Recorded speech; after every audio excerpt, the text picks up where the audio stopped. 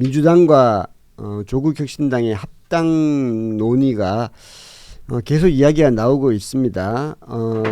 어저께는 김민석 국무총리가 합당과 관련해서 조금 부정적인 의견을 이야기한 것 같습니다. 네, 김민석 국무총리가 어제 말씀하셨던 것처럼 이 합당 제안에 대해서 나는 그러니까 김민석 총리 표현입니다. 나는 오래된 원칙적인 민주통합론자 이렇게 이야기하면서도 이 시점에 그런 방식으로 제기된 논란이다 이렇게 이야기를 했습니다. 근데 국무총리가 특히 김민석 총리가 사실은 이 당 관련 언급은 일부러 좀 피했잖아요. 네, 피했습니다. 피했고 사실 유튜브에 나가서 그러니까 3프로 TV라는 그 유튜브에 나가서 한 이야기인데 이야기가 나올까라고 생각들은 못했습니다. 왜 그렇죠. 못했냐면 3%는 주로 정책, 경제, 정책이나 뭐 경제를 했고 그 김민석 음. 총리 같은 경우에는 얼마 전에 그 서울시장 후보로 본인이 이 여론조사에 이름이 거론된 것도 좀 거부할 만큼 정치적으로 좀 거리를 두고 정책적으로 총리의 역할을 수행하는 거 아니냐라고 기자들은 보고 있었거든요. 그런데 이제 아마 얘기가 사전에 된 걸로 보입니다. 그러니까 총리하고 이 질문하고 답을 오가는 거는 보통은 이렇게 합을 맞추거든요. 그래서 만약 합을 맞추지 않은 다고 질문이 하더라고요. 나왔으면 피했겠죠. 네, 피했겠죠. 그런데 이렇게 묻습니다. 정청래 대표의 합당 제안을 사전에 알고 있었느냐 이렇게 물어보니까 그날 그런 방식으로 발표될 것이라는 점은 몰랐다 이렇게 이야기를 한 거거든요. 제가 왜 또 이 주제를 가지고 왔냐면 사실 김민석 국무총리는 오늘 8월에 있을 당대표 그렇죠. 선거 이제 정청래 대표는 연임을 노리고 있다고 하고요. 예, 김민석 총리 같은 경우에는 이 당대표 선거에 나올 것으로 모두 추론하고 있는 추정하고 있는 그러니까 그런 영역이어서 본인의 지금 이제 의사를 밝힌 것과 상관없이요. 그런 측면에서 사실은 이 한마디가 의미가 있다. 그리고 오늘 박지웅 평론가님 나온 말씀도 좀 들어보고 싶고요. 저도 굉장히 난처한데요. 굉장히 마음 먹고 발언했다. 그렇죠. 보여집니다. 보통 이런 질문 나오면은 총리면은 당에서 결정한 일이라 제가 대답하기 그렇죠. 부적절하다 이렇게 피해갈 건데 말씀하신 것처럼 이렇게 정확하게 답을 하고 또 비판적인 입장을 이야기했다는 것은 본인이 마음 먹고 이야기했다라고 봐야 되고요. 저는 거기에 대한 환경적 요인이 최근에 있었던 이 김어준 총수가 진행하는 여론조사에서 김민석 총리를 계속해서 서울시장 후보로 집어넣는 것과 그다음에 김어준 총수와 가깝다고 평가되는 조국 대표의 당과의 합당의 문제 이런 것들이 음모론처럼 좀 퍼져 있어요 바닥에. 그런 상황에 대한 김민석 총리의 불편함이 저는 묻어나는 비판적 답이 아니었나 그렇게 보여집니다. 오히려 이 본인의 갈 길을 아주 명확하게 이야기도 했습니다. 왜 제가 이 말씀 드리냐면 김 총리가 이렇게도 이야기를 했거든요. 민주당의 당대표는 굉장히 자랑스러운 일이기 때문에 당연히 로망은 있다. 이렇게 얘기를 했습니다. 뭐 그렇게 얘기하면서도 물론 이렇게도 얘기합니다. 세상 일이 욕심을 낸다고 되는 것이 아니라는 점 정도는 안다.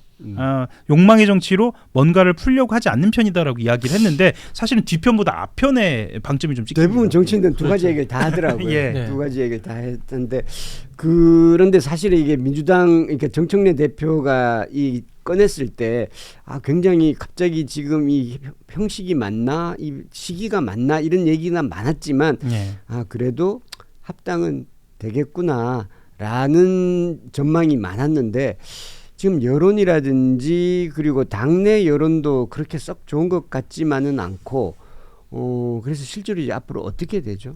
김민석 총리는 나는 내년 전당대회에 올해네요. 8월 전당대회 출마하겠어라고 선언한 겁니다.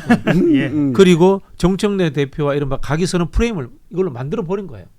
정청래 대표는 이른바 형식과 절차를 거치지 않고 개인의 욕심 때문에 이 중대한 사안을 섣부르게 진행했다라고 본인이 결론 내려버린 겁니다. 그런 상황에서 저는 이미 그 당내의 차기 전당대회는 시작된 것처럼 보인다. 뭐 이렇게 좀 말씀을 드리겠고요. 이 상황이 옳은 것인지에 대해서는 저는 동의하기는 어렵습니다. 저는 개인적으로 이제 순수 대통령제 제 옹호자인데요. 우리나라는 좀 내각제적 요소가 포함되어 있지 않습니까? 총리든 뭐 비서실장이든 이 대통령제 하에 강요는 그냥 대통령의 비서입니다. 우리 이제 내각제 국가에서는 미니스터지만은 사실 대통령제 국가에서는 뭐 장관들도 전부 다 세크리터리에 불과한 거예요. 이제 그런 분들이 정치적 활동을 이렇게 과도하게 하는 것이 아니냐라는 저는 비판을 김민석 총리에게 할 수 있고요. 또 한편으로 정청래 대표가 그러면 이 이야기하신 이 패턴이나 방식을 옳았느냐 여기에 대해서도 동의하기는 어려워요. 어떤 느낌이 드냐면은 우리 정치가 밈 정치, 쇼츠 정치가 됐구나. 즉 과정과 절차가 거의 없어졌구나. 민주주의라고 하는 것이 대단한 사상이나 철학이 아니라 사실은 과정과 절차일 수 있습니다. 그걸 지켜가는 과정이거든요. 그런 것들이 어느 순간부터 없어져 버리고 이슈를 하나 만들기 위해서 밈처럼 충격적인 메시지를 던지면 성공한다라고 생각하는 것 같아요. 그러다 보니까 토론, 수기 이런 과정들은 생략돼 버립니다. 지금 민주당이 당원민주주의라고 이야기를 합니다마는 당원들에게 1번안 2번안 던져놓고 선동해서 던져놓고 선택하라고 하지 그것의 장단점 토론 수기 제대로 된 적이 있습니까? 좀 부족했다라고 봅니다.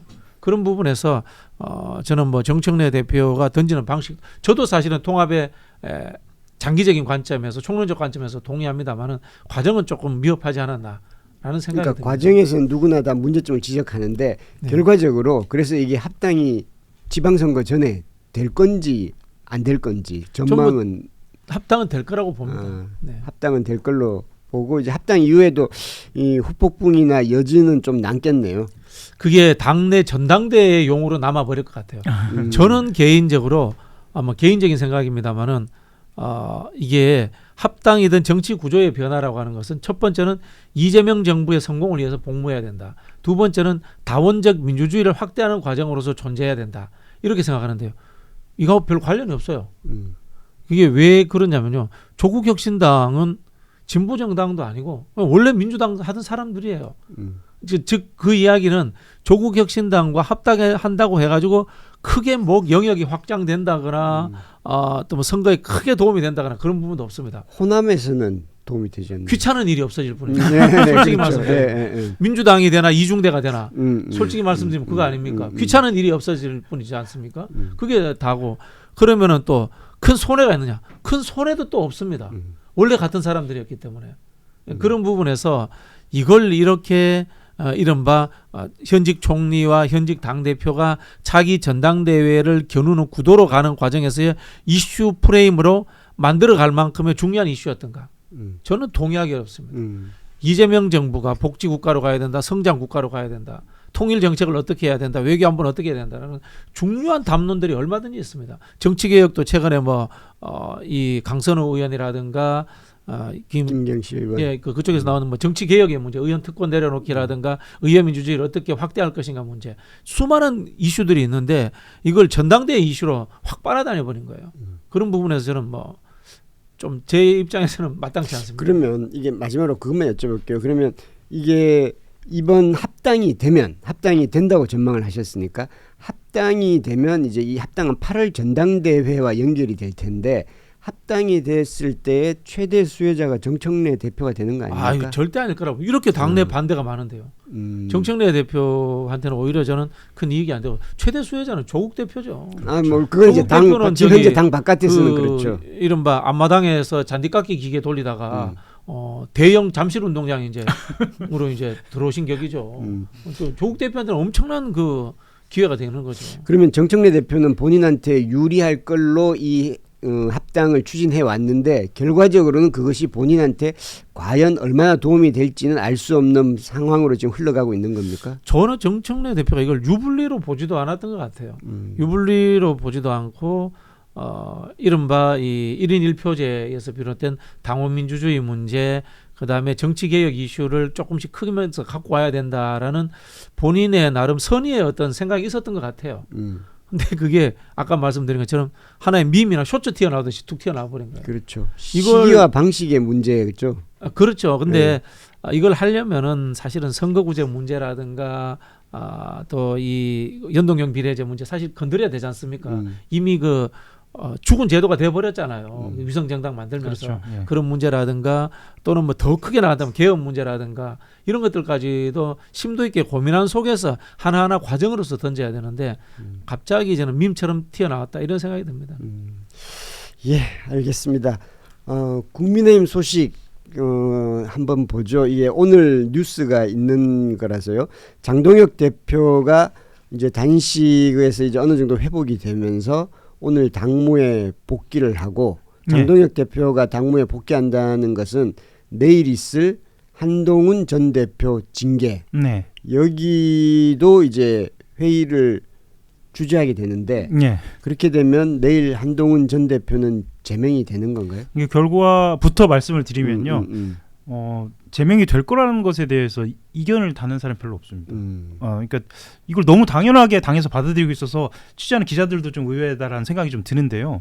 일단 일정만 말씀드리면 오늘 오후에 그 한국농수산식품유통공사 AT라고 하는데 이 종합상황실 갑니다. 이게 민생을 챙기는 모습을 먼저 보이겠다 이렇게 뭐 짐작은 하고요. 그 다음에 이제 당무에 복귀하는 그렇게 됩니다. 단식 중단한 지 엿새 만이니까요. 참 건강하다. 뭐 이렇게들 원래 좀 건강하다는 건 많이 알려져 있더라고요. 예. 그 실제로도 건강 회복이 좀 빠른 상태고요. 어제 그 당 지도부 관계자가 한겨레하고 이렇게 통화를 한 내용을 보면은 당무에 복귀하고 29일 최고위 참석해서 징계 절차 미루지 않는다. 뭐 계속 미뤄서도 안 되고 빨리 결론 내려야 한다는 게 지도부 그리고 장동혁 대표의 생각으로 이렇게 전해졌습니다. 제명을 하면 한동훈 전 대표는 이 가처분 신청 그냥 바로 법적 절차로 넘어가고, 예, 그 위두훈인가요? 아마 집회가 또 계속될 것으로. 2월 8일 날 잠실에서 네. 토크 콘서트 네. 예정돼 있죠. 한마디로 말해서 참 독긴 객긴이다. 뭐 검사나 판사나 뭐 그런 그렇죠. 장동혁 판사 출신 그걸 또 이 소송에서 해결하겠다고 하는 한동훈 전 대표나 참 똑같다 수준이 그런 생각이 들고요. 결국은 장동혁 대표가 단식한 이유는 통일교 특검이 아니라 한동훈 제명을 위한 내부 동력 확보다. 뭐 이렇게 이제 결론 지어지는 것 같고요. 거기에 대해서 한동훈 대표도 그런 줄 알면은 단식할 때 한번 찾아가면 되잖아요. 끝까지 또 안 찾아가는 옹졸함을 보여줍니다. 저는 그런 생각 받았어요. 갑자기 박근혜 대통령이 나타나고 장동혁이 단식을 바로 그만둡니다. 네. 한동훈 오기 전에 빨리 끝내야지. 그렇죠. 그런 느낌 받았어요. 참 둘이 똑같다 그런 생각이 듭니다. 그러면 한동훈 전 대표한테 만일에 이제 평론가로서 그리고 정치 선배로서 조언을 해준다면 어떻게 하라고 할 것 같습니까? 저는 뭐 늘 말씀드리지만 원래 있던 것으로 돌아가세요. 당신이 있을 곳이 아닙니다. 아 정치는 많이 솔직히 말씀드리면 윤석열 대통령이 없었으면 그분이 여기에 와야 될 존재 이유가 없잖아요. 그렇죠. 뭐 본인이 아무리 반윤이고 뭐 계엄 때 반대했다고 하지만 윤석열에 묻어서 온 사람입니다. 그냥 공짜표 타고 열차 타고 왔으니까 표 하나 돌려드릴 테니까 돌아가시라. 그 말씀 드리고 싶습니다. 변호사 개업해야 되나? 그렇죠. 요즘 유튜브도 잘 되고 있어서요. 아마. 네네. 유튜버 그쪽 성향에 맞을 것 같아요. 네.